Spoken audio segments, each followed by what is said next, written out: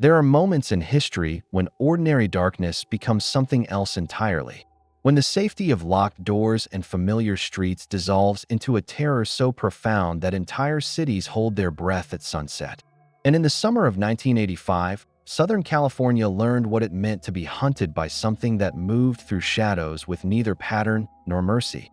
Something that proved how fragile the boundary is between the world we trust and the nightmare that waits just beyond our bedroom windows. And this is the story of how one man's fractured psyche turned into a reign of terror that would forever change how Americans thought about safety, about evil, about the strangers who might be watching from the dark. Welcome to Crime and Prejudice, where we explore not just the crimes that shatter lives, but the psychology that drives them, the humanity that gets lost, and the questions that linger long after justice is served. If you're drawn to true crime that goes deeper than headlines, that asks why and how and what it means about all of us, please subscribe and join us for more stories told with empathy, nuance, and an unflinching look at the darkest corners of human nature. Because understanding is not excusing, and in understanding, we might find a way to protect what we love most. But first, we must go back to a time when summer nights in Los Angeles became hunting grounds, when every creak in the dark felt like a prelude to violence, when a city famous for sun and dreams became paralyzed by fear of a predator who seemed to strike without reason, without warning, without anything recognizable as human conscience. And to understand how this happened, we have to start not with the crimes, but with the boy who would become the monster. Because monsters are made, not born, and the making is always more complicated than we want to believe.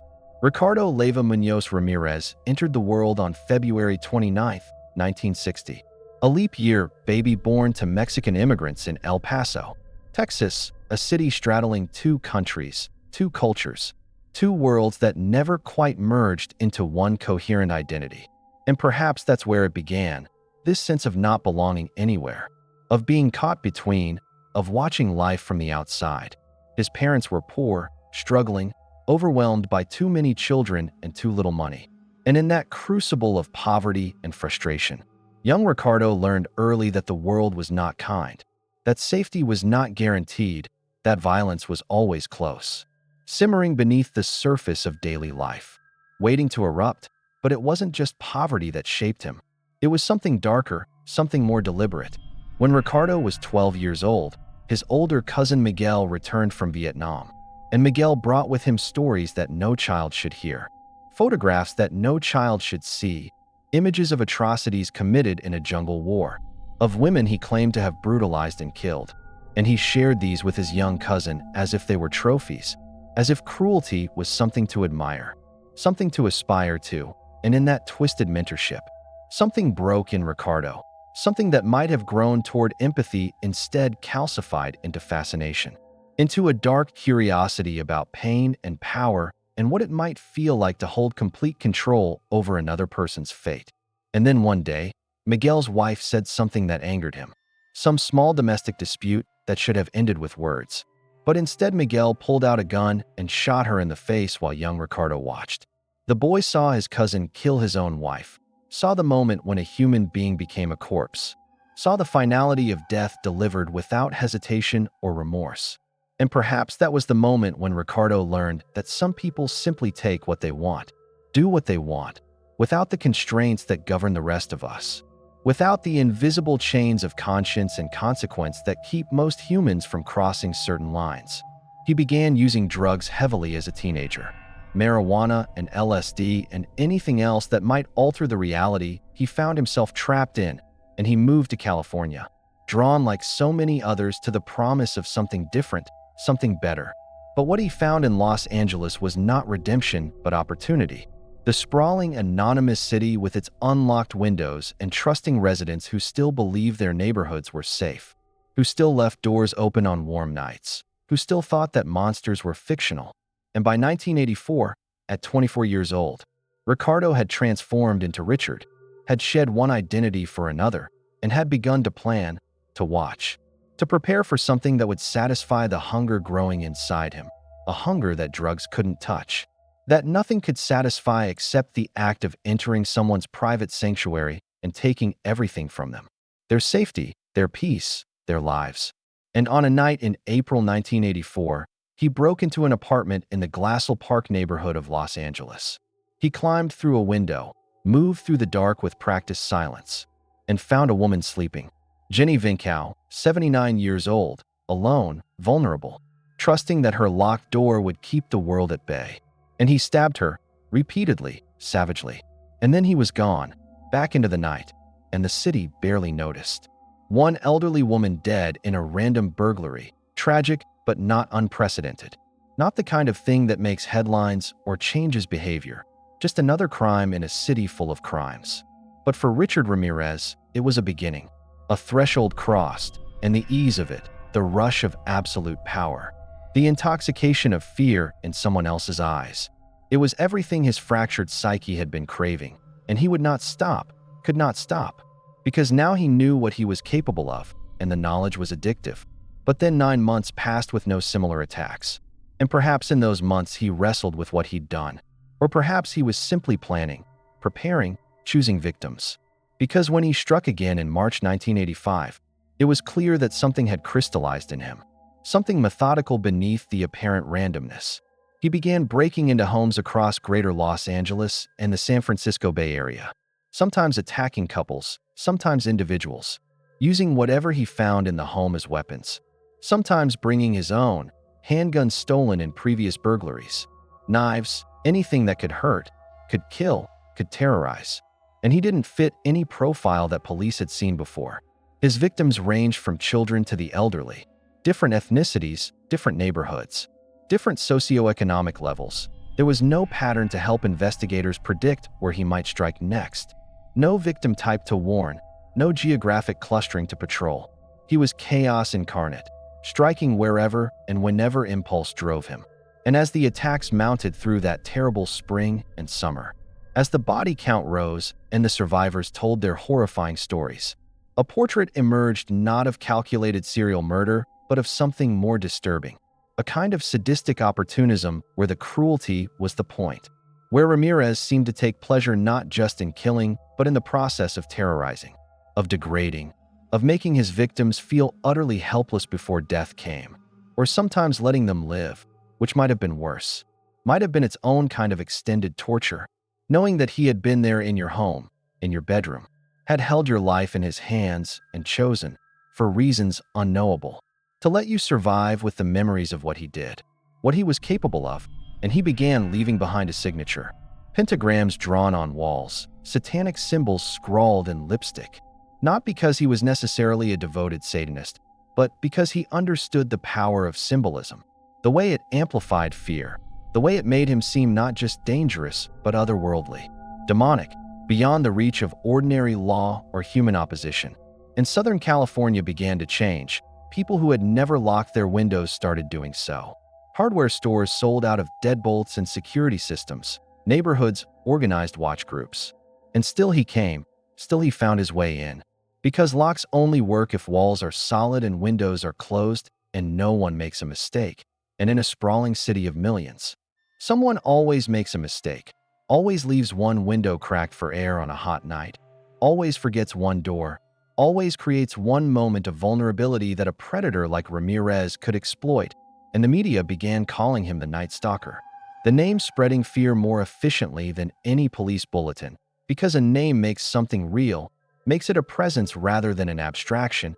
And every night when the sun went down, people in Los Angeles and San Francisco thought about him, wondered if tonight would be the night he chose their street, their home, their family.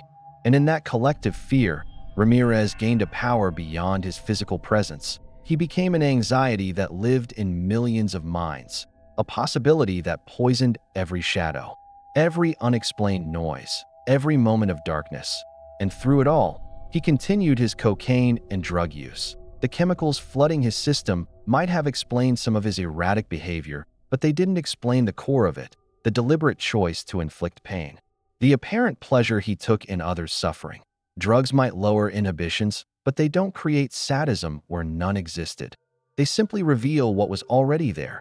And what was in Richard Ramirez was something that had been building since childhood. Since Miguel's stories and photographs, since watching a murder at 12 years old, since learning that some people lived by different rules, rules written in blood and fear rather than law and morality, and by August 1985, police departments across California were coordinating their investigations, sharing information, building databases of similar attacks, and they discovered something useful. Many of the burglaries involved stolen vehicles, cars taken from other crime scenes and abandoned near new ones, and they began tracking these vehicles.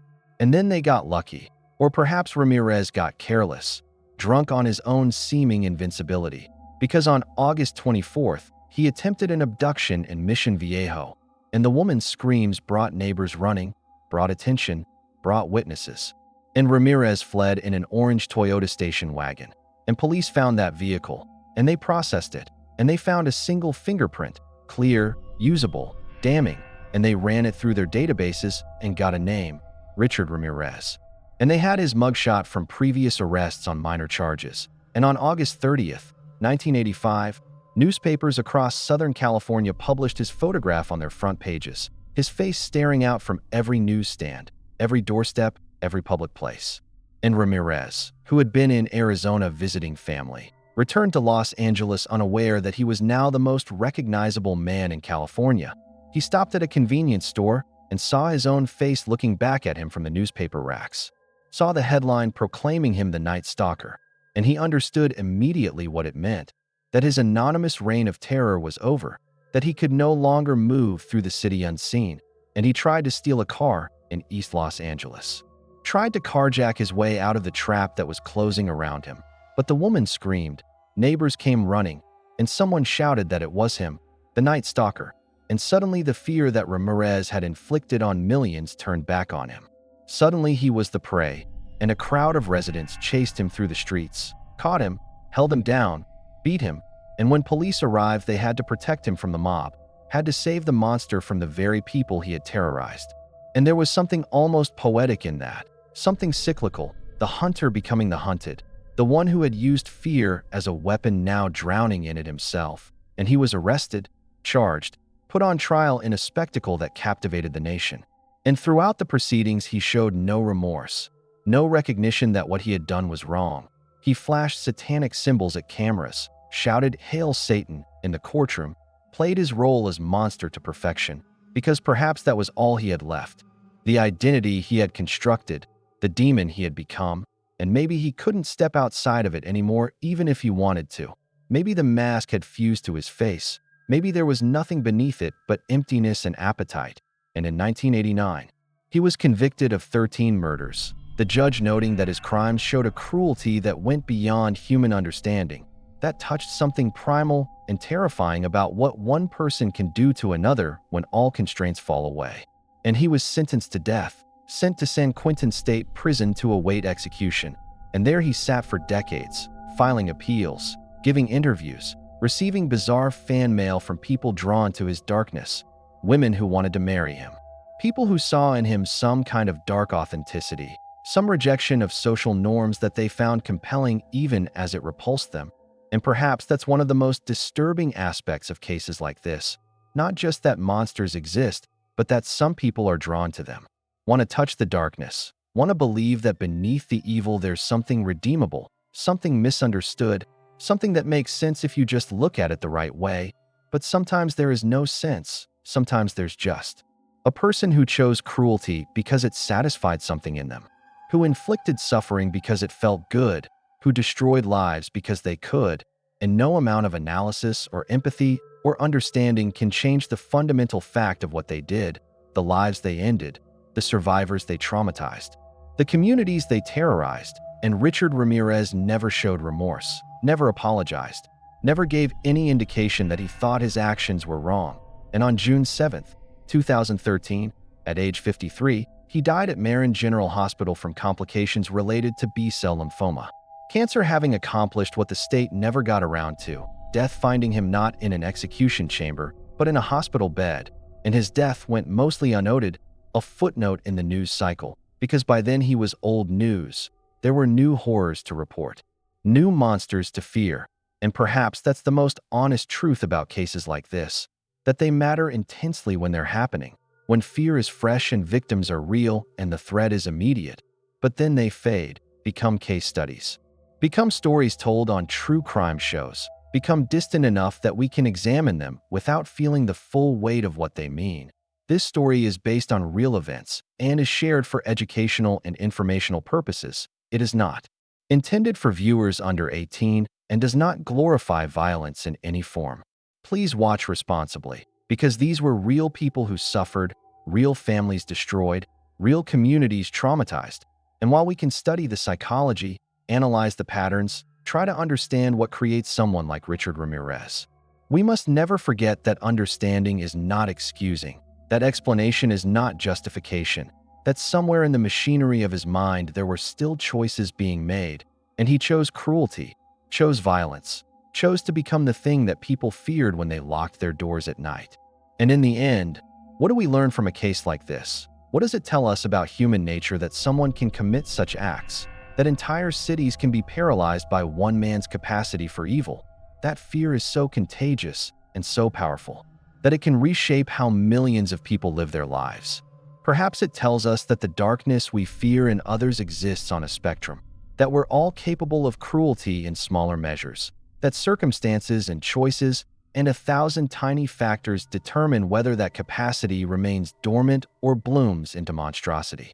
Or perhaps it tells us something simpler and more disturbing, that evil is not exceptional, not alien, not something that happens only to other people in other places, but a possibility that lives in every community, every neighborhood, every home, waiting for the moment when someone decides that what they want matters more than another person's right to live, and that the only thing standing between civilization and chaos is the collective agreement to respect those rights, to honor those boundaries, to choose empathy over appetite, conscience over compulsion.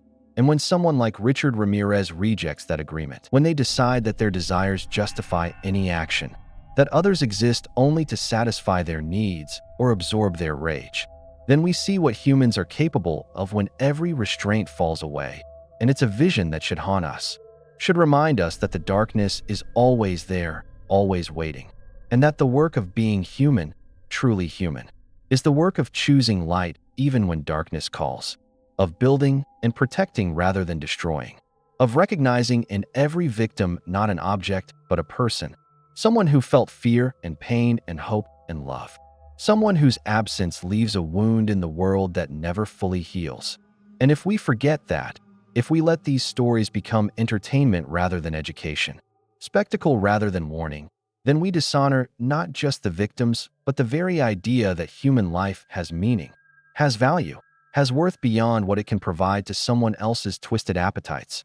So let Richard Ramirez be remembered not as a demon or a dark celebrity, but as a cautionary tale about what happens when childhood trauma meets adult choice, when pain inflicted becomes pain multiplied, when the cycle of violence continues unbroken because no one intervened, no one helped, no one saw a troubled boy and offered a different path.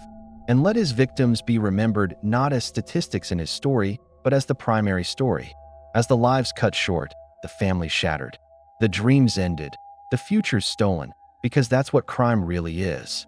Not an abstraction or a puzzle to be solved, but a theft of humanity, a destruction of what could have been.